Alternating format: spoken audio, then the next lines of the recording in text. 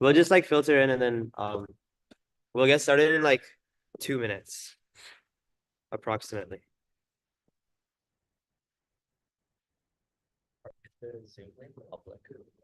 Uh, it's gonna be live streamed on our YouTube channel on HackMIT YouTube. So if you want to share with anyone or you want to, it'll also be stay recorded on that too. Just give me 1 second.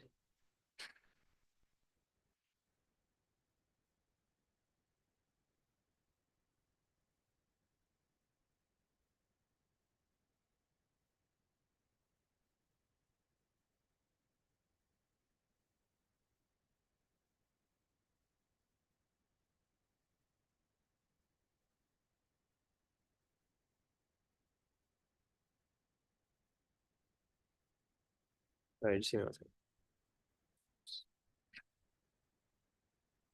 And then Kat, the other one who's here, she's bringing up the merch that was shipped here quickly. So, but that'll be available at the end. Yeah. We have microphones or no? No, unfortunately, this room doesn't have microphones, but I think now that it's quiet enough, I think if we just project, is Yeah, that yeah. okay with you? Yeah, it's okay if you stand up. Yeah, sure. Yeah, It's like, so I can see everyone. of course.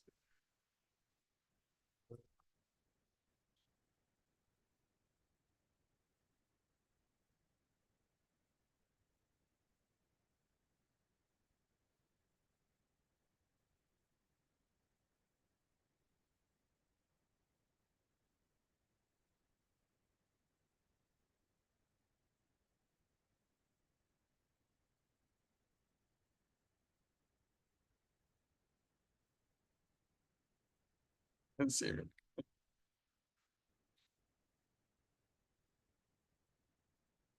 Like here in California. 6 hours. It's long. Watch Sinners. I don't like horror movies, but I watched it. It was okay. They were making big deal about it's all about music and all that. I didn't see that. I don't know. I like blues, so I was expecting more from that.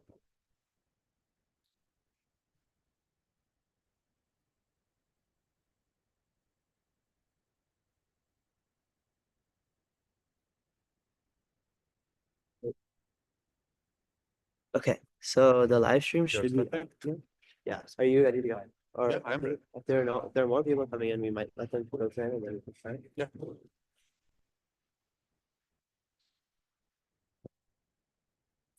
Use-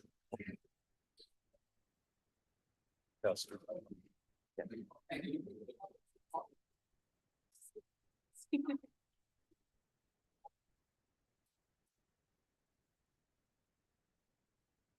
Don't be hacking though. Why are you here? Cheaper and easier maybe with AI.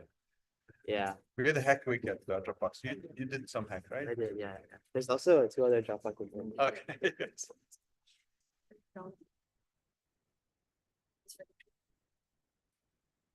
Okay, hi everyone. Welcome to this fireside chat. This is gonna be a pretty casual chat. We're pretty lucky to be joined by Ali Dasdan. I'll let him introduce himself, but he's the current CTO of Dropbox. And yeah, you want to introduce yourself? Yeah, Ali Dasdan. I'm super happy to be here and thanks for the invitation. Originally from Turkey, came to US in 94. Got O1 visa, that guy was talking about O1 visa, and EB1. I've been in industry for many years.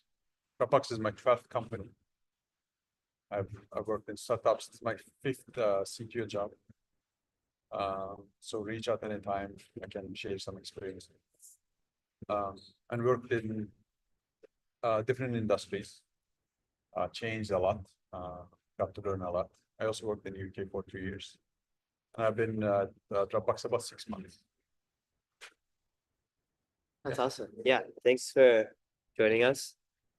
Just I guess by way of like a little bit of context, as this is like also like kind of exciting for me because I, as well as two of the other attendees here, we were actually interns at Dropbox this summer. So it's pretty cool. So it's like kind of like full circle. We get to like we had a chat with Ali at the end of the internship, but we get to talk to him again. So it's pretty awesome. But yeah, Wait for them to come. yeah, You have 2 chairs over here, 1 chair. you guys can use these.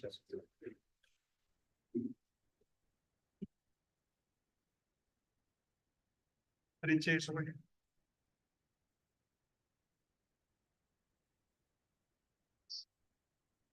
Don't want to come to the front. That's one lesson you guys should remember. Always sit in the front and ask questions to your professors. I'm introvert. I've been very shy. I was not asking questions. That was a mistake. I learned it later. This is the best time for you to learn as much as possible from them. They know a lot. Anyway. Great, yeah, thank you. Yeah. So, can you tell us what inspired you to do what you do now and like? Yeah, I mean, it's a long story. So I wanted to be a mathematician, actually. I love math. So growing up in Turkey, I think the closest to math as well as to survive was CS. I had never touched a computer actually before I went to the university. I grew up, I'm over 50. So born at a time where there was no internet, there were no many computers. But we could hear about that, and I think the love for math just brought me here. And since childhood, I'm a very curious person. You're gonna end up making so many changes in your life. Different companies, different teams, different projects. It's difficult to love everything you do unless you create your own reasons. And curiosity is one of them. If you like to learn things, if you want to solve problems and all that, some of fun comes with it. So that is how I ended up being. I never planned to be a CEO or a manager, or it happened to be. I was performing really well just because I wanted to learn on my own. There was no, nobody was pushing me to do this or that. So it just carries itself. So I would highly recommend follow a path. Awesome, yeah, that's like a really interesting, like no one like plans on trying to like get exactly to It's the, life. yeah, it's just like it happens because you do what you enjoy doing Yep. and then it works out when you're good at it. Yeah. Yeah, so this is HackMIT, right? A bunch of people, undergrad students, very interested in building cool things. So do you have any advice for undergrad students who are interested in entrepreneurship? Like what should they be like doing and thinking about now? I think tying to earlier answers, right? If you're curious, something will come out of it. I think Andrew Sutherland, he was saying if he had done the research, he wouldn't have done what he did. So he just did something for himself. Something will come out of it. I think I would say you just follow up to a certain level, and along the way you're gonna learn. And do it now, right? Later you're gonna have, I know, spouse or kids and all that's difficult to do. Especially if you also have a visa requirements and you have to survive, you cannot change your company that easily. If any one of you is not a citizen. So I would say do it as early as possible. There are so many opportunities and be open-minded. I think just go check out the companies, talk to them. After you talk to them, then sometimes you realize they're very interesting problems. From outside, sometimes it's difficult to see. But do it now. And there are like these scale AI guys. Did they finish in the university? And they are doing that, earth shaking. Just data. As soon as you start, something comes up. As you keep iterating, you learn new things and you hear from your customers and all that. Many ideas are gonna be simple in the beginning, but as you iterate, it just gets developing more and more. So I would just say like just start. Cool. Yeah, it's really good advice. And like speaking of sort of advice, right? Given that we're all sitting here like listening to you as like sort of like a model figure, it's like someone we can learn from, someone who has Thank you. experience. Like what's something that like when you were younger, maybe someone told you and that stuck with you and you'd like to pass on or add variations to? Yeah, I mean a couple of I think lessons. I mean one from my mom, the Nike thing, just do it. It sounds so simple, but as soon as it's like I was maybe telling you guys, probably count to 10, start at 1. And then you can keep adding on, right? Otherwise you cannot reach them. Again, it sounds like what's the big deal? It's so trivial, but it's holding many people. Just go ahead and do it. Like, doesn't matter, right? I was talking to somebody, to learn more math. I said, which books I should read? He said, don't. Just, is there any problem that you're interested? Okay, in the context of that problem, just keep deep dive. Okay, it's a very good lesson. And during my internship, actually related to that one. So lesson is basically start now and keep iterating. Every day something is gonna come out. So very basic. If you listen to Mike Rodolph or whoever started Netflix, and it's the same lesson over and over again. Just start. Just move your ass basically from the sofa and start acting on it. But one other thing that he was telling me, and I was doing my PhD, and he asked me, when are you gonna finish? And I was saying, well, I am gonna publish this paper, publish this yet another paper. He said, have you talked to your advisor about what are the requirements for finishing? And I realized I had never talked to him. He said, you cannot perfect. Point is, if you're interested in doing things, you can do more later. It doesn't have to in the context of while doing graduate study. So literally just came down to talking to my advisor saying, what else do I need to do? He said, I can publish another journal paper. And I finished it as a result of that. He said, start writing, create a plan. Sounded very simple, but I still remember it helped me finish it. Otherwise, I was enjoying school, graduate study, working, going to conferences, writing papers and all that. But that you don't realize life passes by. So just move on. Cool. Yeah. And like, I guess your background is like pretty varied, right? So, and Yeah. also some of the new people that came in, can you give like a sort of overview, like from like sort of like undergrad into PhD, like what you Yeah. studied, and then Okay. how that sort of shaped into what you are.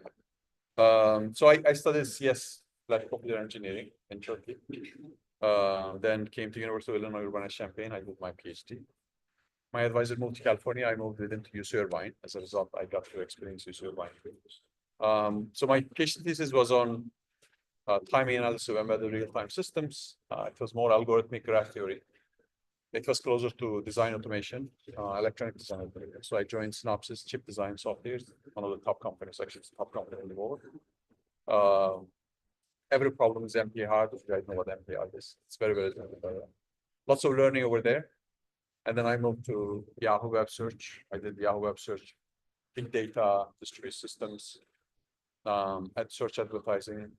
Then I went to eBay. I did e-commerce. I also intentionally went to front end to learn how to do front end, how to do user experience, how to do research. I ended up doing multiple teams over there, vertical shopping experiences, recommendation engines, and search and discover. Then moved to, I started 2 companies along the way, did not look for funding, travel space and services space. Then I did real-time advertising. It was the top startup at the time. It was called Turn. Very, very fast, like 100 petabytes of data, millions of transactions per second, 100-second response times. You got to do really fast. And then moved to Digital Health, another startup. I worked over there. Then went to UK. I worked at Tesco, which is like Walmart over there. I did big data. I built their data platform, marketing automation. Then came back. I did payments in a startup. Then I went to Atlassian. I led Confluence and Trello and these teams. So productivity and then came to ZoomInfo, which is a public company. They're the number 1 in their field. So like Rux was mentioning today, that so they sell software to and data to sales and marketing people. Then after 2 years, I wanted to start a company. I was about to start one, and I talked to Drew, the CEO of Dropbox, and I realized Dropbox is probably the best place for me at this point. So I joined Dropbox. So just all kinds of different areas, different companies, different sizes, different countries.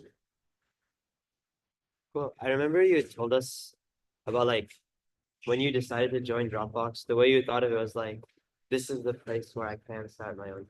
Yeah. Can you talk a bit about like sort of like what you're bringing to Dropbox, what you're interested in, like what you care about? Yeah. Yes. So Dropbox, if you guys recall, started with a, file sharing and synchronization. So that was the original idea, which is this currently, this is the one that we're getting most of our money, most of our revenue. Is everyone here familiar with Dropbox? Use Dropbox, it's good. It's probably still the best syncing technology, even better than operating system companies. We actually, the person who hacked that system, Max, he's the chief architect actually. He's still at Dropbox after 13 years. So anyway, that's the main business. Along the way, they had other products. But right now, what we're focusing on is called Dash. It's a AI-based knowledge management system, like kind of search and answering. It's not a simple layer on LLMs. It's far more than that. Basically, it can collect all the data, contextualize, far more accuracy. I think we are adding more and more capabilities. So my idea was similar to, actually, it was next step of that. So that was the reason I realized if I joined, I can maybe build my startup at Dropbox and then move from there. This also safe bet. I mean, if you join a company and there are lots of instances of that, Statistic was like that, for example. And they did something at Meta and worked, and then they left and started exactly the same company. Right? Because you use the company's resources to figure out exactly that project, right? So anyhow, Dropbox in this journey to become far more AI-driven, just change the way that work gets done, basically. Productivity, knowledge management, and we are internally using the product that you guys use the product. That's still V1, but it's getting far better. So that's the direction that you're going to make. Awesome. Yeah. It's pretty exciting the direction that Dropbox is going. I guess given everything that you've learned, do you have anything and like your whole like life experiences, is there anything you would have done differently, and maybe like things that people who are like sort of like entering that like stage in their life where they're like starting to grow a lot should keep in mind? Yeah, I think along the lines that I shared. So when I was doing PhD, so we were doing very algorithmic, difficult research and writing papers and all that. So it looked like that was the world. And at that time there was Yahoo and Google around that time. And we were going like, okay, we could create a website. What's the big deal about Yahoo or Google or whatever, any one of these companies? And later I joined actually Yahoo, in the web search division, and I realized basically that simplified view of what is a big deal over there actually was completely wrong. So at the scale of these companies are operating, problems get difficult because scale is huge. There's so much uncertainty. There's no single answer. Right? I think the lesson that I learned was open-mindedness. I think sometimes you don't know. It's like almost like sometimes selecting an area to study in school. Go talk to people. Just don't basically categorically say, I don't like this company, or I don't like this area. You don't know. So that was the lesson that I learned. Like after doing so many changes, as I mentioned, that curiosity helped me to learn new areas and also enjoy. But at the same time, open-minded helped me to move and try something new and realize, oh my God, like this is also very interesting. There are so many problems to solve. So many people to learn from, and different industry, different constraints. It helps you to gain unbelievable knowledge. So just open-mindedness, go check out. There's so many companies, talk to all of them. But then they're more AI focused than there are non-AI companies too. You wouldn't realize what is out there unless you talk to them. Unless you remember. Cool. Yeah. I guess like kind of along those lines, how do you stay up to date with like everything that's going on, all the change? Like, I think for some of us, it feels a little overwhelming with like every few months, there's like these new threats of like AGI or whatever, and then like or like there's like these massive improvements or like new companies doing like very like innovative things that will like disrupt a lot of existing industries. Like, how do you stay up to date, stay informed, and then as a leader in like a big company that like needs to stay on top of these types of things, how do you like sort of use that to tune your decision making? Yeah, let's maybe answer in two parts. So one is, as a person, how do I keep up to date?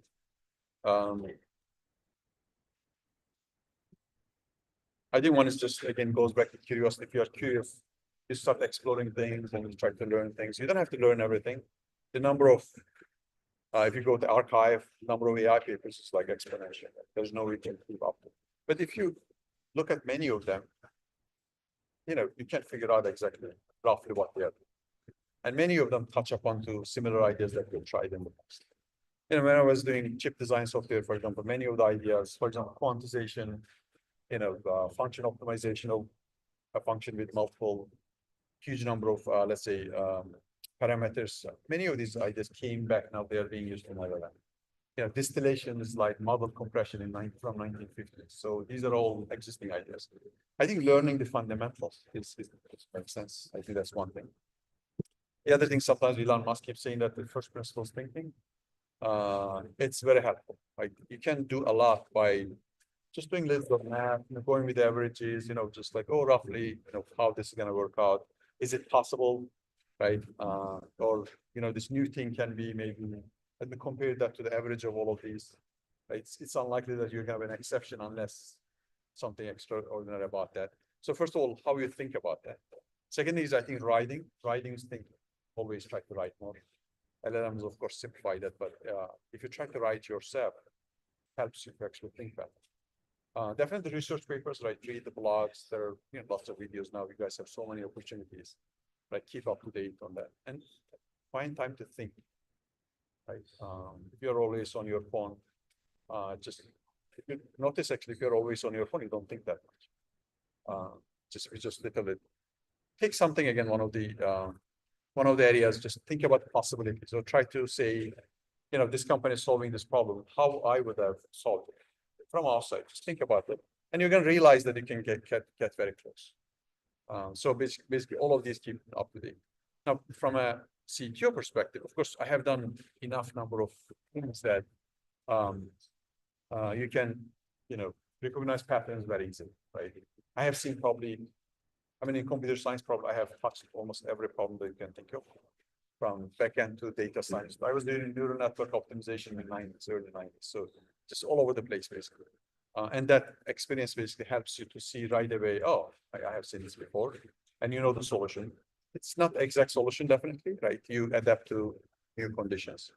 But to become a CTO, now that nobody's going to hire somebody who just graduated from school. So that have the expression sometimes people that have use is have seen this or done that or have seen the movie before. Those are sometimes the phrases people will be using.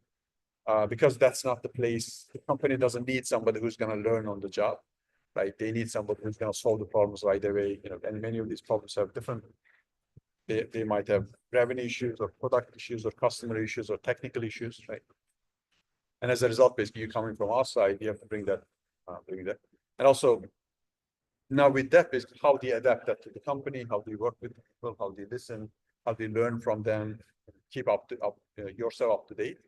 For example, Dropbox, they are managing, many exabytes of data. So we have created we design our own servers, our own racks, our own software. So we have entire software layer.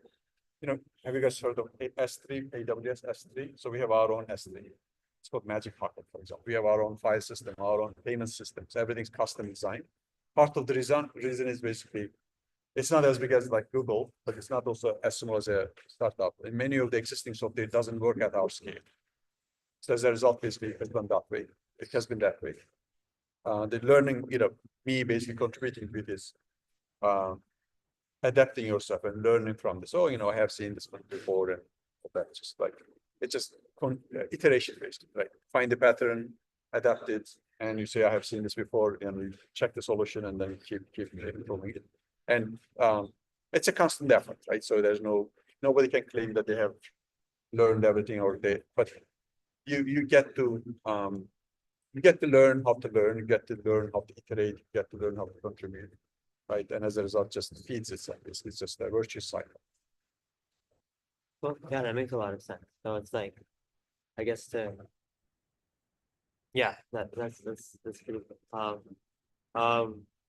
I guess like given that like that idea that like you're sort of building on a lot of your past experiences and like that allows you to interpret like everything that's sort of like new and like you have it through this lens of like existing understanding. Yeah. Do you have any memories of sort of like a challenge that you faced like at some point through like your career or like education in the past that like seems like difficult or insurmountable at the time, and then but now looking back, you're like, oh, it's like it was very reasonable to solve, and like you ended up learning a lot from it. Lots of challenges. Life is not that easy. Lots of personal challenges, lots of family challenges, including health issues, and just I think life goes on. Just realize that, and many things that seem very difficult at certain points, end up sometimes not as difficult or not. You shouldn't have been worrying about it that much, but at the time you don't know. It's a human nature. Just get to adapt to that. And work related, like at certain points, sometimes you feel like you are stuck, right? Especially, for example, early times, visa situations, right? So you're like, okay, you cannot change your company, and let's say you have a very bad boss, or the company is going down and they're pushing you, right? And I have seen, fortunately, I was doing well in many cases, but I have seen people how much stress they were under, and it also affects you definitely. But I think Dory says in Nemo, just keep swimming. Just keep swimming. Basically, as you move forward, sometimes situation changes, and as a result, new opportunities come, right? New doors are open. Right? Sometimes you have your belief in God or whatever you are believing in. It helps along the way, or some door opens, right? You don't realize, it just happens. Just that if you are stuck in one place and keep worrying about it, it's very, very difficult. You're gonna be eaten by sharks. So just keep going. And as a result, just many of these challenges go away beyond a certain point. And when you look back, of course, that takes something away from you, also contributes something to your overall well-being, the way how you are resilient to life challenges or work challenges. But along the way, basically, you have to become a better person. Cool. And then another question that we had was, what do you predict happening in the next year or so in the technology space, like given your knowledge of past trends and everything that you know about what's going on right now? I think, around basically since I maybe started university, right? First the web came, there was first email, very early, there was BitNet, I don't know, some of you guys might remember. Then came the web, right? And first time you could feel that it's useful for you, like n equals 1, right? There are technologies like that. Sometimes like it's out there. I mean, there's quantum computing, for example, right? It doesn't help you. But like web was helping you. You could do something with it, right? Cloud was similar, or mobile was similar. Now AI is similar. And literally you yourself try something and you're like, wow, this works for me, right? And that is revolutionary, because even if it adds just a little bit to each of your productivity, multiplies, right? One is compounding on you, the other thing is a cumulative effect across all, right? And how much it's going to enable people to create. So I think it is, there's no way it can stop. So it will continue. And then I think with respect to the tools that you started using, started with coding tools, now the code reviews are improving, testing is improving. We have an internal tool for migrations, automatically migrating it, right? So these are the simple usage of it. In my previous company at ZoomInfo, we launched something for salespeople, for example, to go on top of everything, right? But then you up level from these tasks to, okay, let's look at the end-to-end entire software development or product lifecycle development. Right? So the whole thing, I think, will be automated almost, right? Because every step is being automated right now. So then if you think of the first principles, thinking of that, what would it enable, right? So first of all, it's gonna create more pressure for people to go even faster. So AI is not gonna be relaxing you, actually. Entertainment idea, I'm just gonna enjoy it. I don't think it's gonna be there. Because your competition is gonna be using it, so which means you have to do it faster, right? Many companies might be even disintermediate because it's very easy to create a software interface, a layer to process data or interface with a backend. Like if you look at, for example, let's say eBay-like company. Now, why do you think they create on Amazon, right? Why do you think they create a filtered interface? So they're trying to help you to find things, right? Yeah, you enter the stars and all that. But that was done in such a way that it's like almost like constraint solving. it still cannot find many things you are looking for. I'm actually looking for a wallet. My wallet is getting older. So this is a certain size and I cannot find it.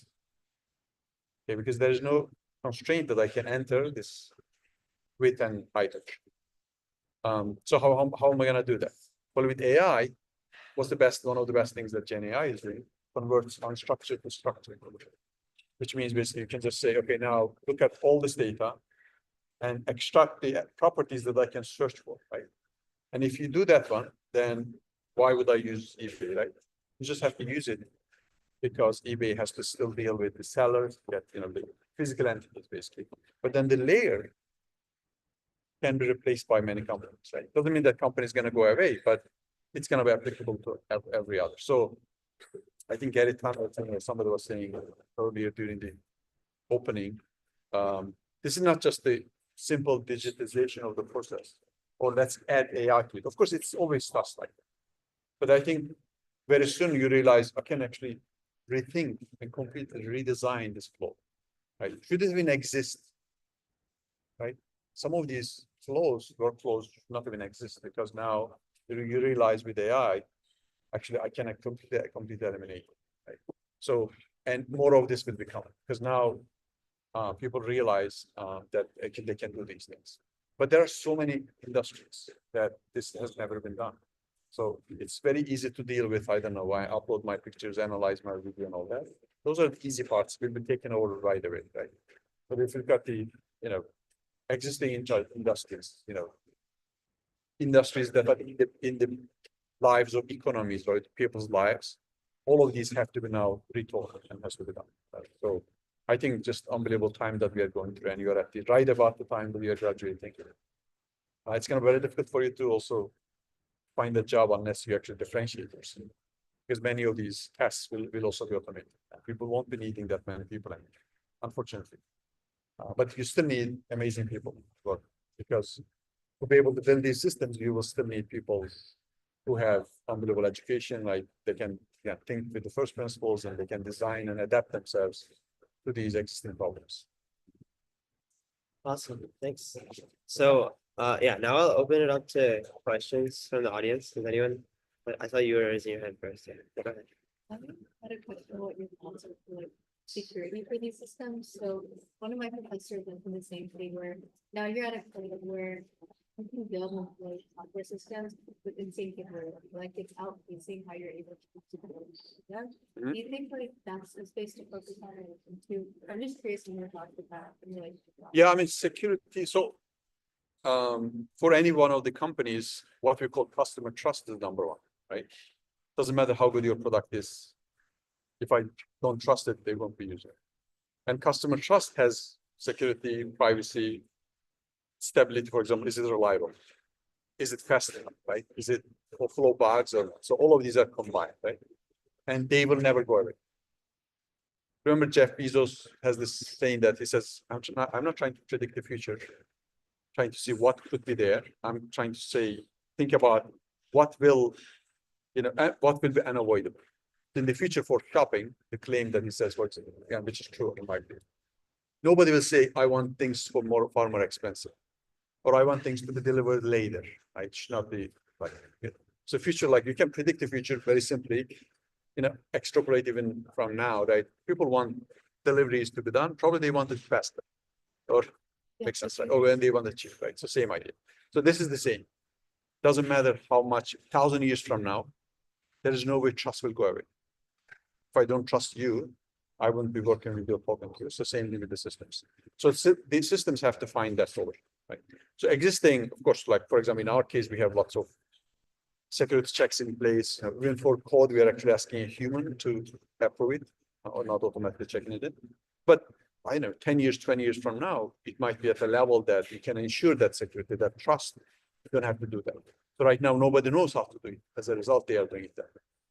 Or guardrails for agents, right? If I have one agent it triggers 10 other agents, and they're triggering 10 other agents, they do all stuff. Let's say I asked them to do something on my behalf, and they are checking different systems using my ID. But how would I ensure that they will not leak anything, or they will completely carry out everything on my behalf? And there were security breaches actually that sometimes this doesn't happen. It's not a solved problem, by the way. And as a result, basically, whatever you do along those lines as a company, either internally or startup, right, will always be welcome because it's solving a fundamental problem that will never go away. So the problem itself is not, it's just the methods that are evolving. Yeah, trust has to be there always, right? But how are we going to ensure that, right? Yeah. People are finding solutions already for LLMs, there are LLM guards and all that stuff. So basically, of course, current solutions are easy ones. An LLM produce something, sometimes they use another LLM to check that. How do you know this is doing the right thing? And are you going to do third LLM, right? Just, or should I use a deterministic system to be able to do that? So all of these are not fully solved yet, right? But as an area, it's a very, very, very fruitful area. Many of the security startups get solved actually. Because it's such a fundamental area and everyone's afraid that there's lots of compliance and regulations and all that, right? If you just, plus you don't want to lose your customer trust. Nobody's going to use you. You want to do it? Yeah. We have time for maybe one more question. Yes.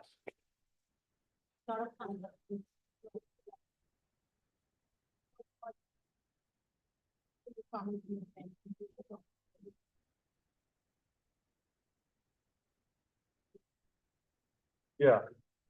I mean, I was lucky enough. I think I only applied to Yahoo.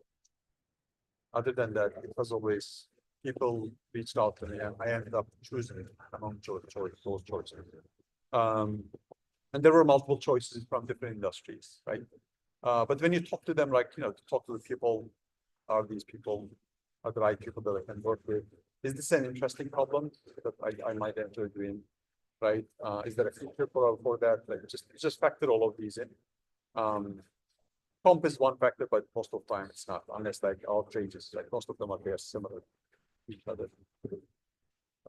Yeah, I mean, all of these combined, and you're like, okay, sometimes you make a mistake, I make mistakes too.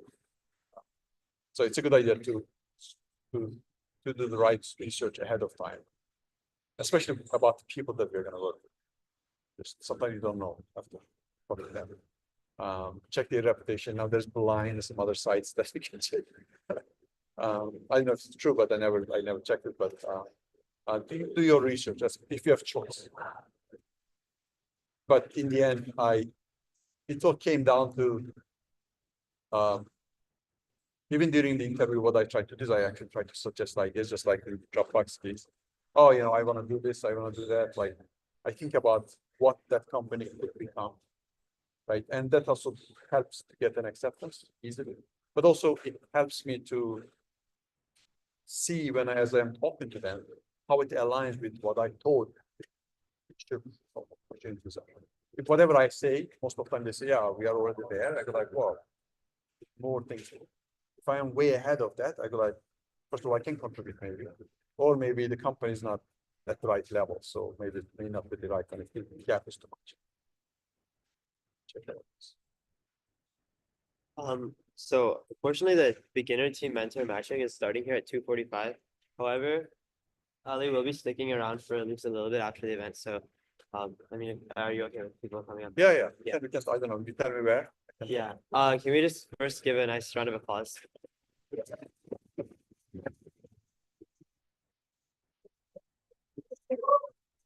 Thank you so much for taking your time flying all the way to come and participate and talk to everyone and That's fun. walk around. Thanks for inviting. Yes, thanks. And also like feel free to walk around the hacker area and talk to anyone. If any of you run into him, like feel free to ask him more questions. He's got a lot of insights, a lot to learn.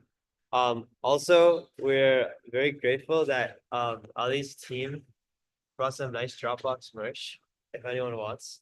So you guys can like come up and start gathering some, and then we'll you guys can like come up for like more like direct questions, and then we can, once people start coming in for the beginner team mentor matching, we'll have to shift out of here. But until then, we can stay in here. But we should just get out of the structured format for now. Is that all right? Yeah. Maybe we can go with the questions as well as give the. Yes. So yeah. Anyone has any more questions, please feel free to come up and thank you. Yeah.